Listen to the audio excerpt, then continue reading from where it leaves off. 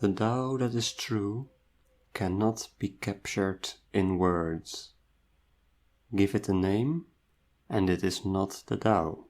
It will just be a name. So the most obvious example of this is basically language. We have many different languages, many different words for the same ideas.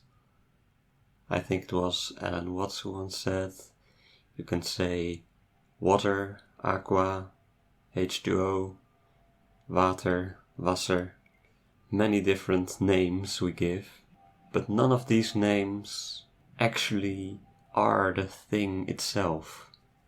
They're just names. And we could even decide to give it a completely different name. We could just as much call water Teddy. And there will be no change to the thing that is described itself. Water will just keep on flowing. And I think that is also true in religions, because all the religions have some kind of a god, but they all have a different name. Call it God, call it Allah, or perhaps even the Greek gods with the thunder and stuff, or the Tao. There's all these different names that may just as well point to the same exact idea behind it. And believing that the name itself is the thing that you're describing, that can be problematic, because it is a name and everyone can use a different name, and everyone can have different ideas about what that name means. This is very true in colors, for example. One may say, well, this is obviously blue, and the other says, blue? This is green. How can you say it is green? It is blue.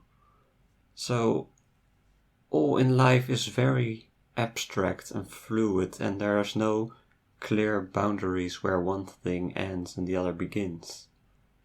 Yet we do put labels on things, we give things names, and that can be helpful to communicate ideas. So it's not bad at all, but it is good to remember that the names we give to things are just the names, and not the thing itself.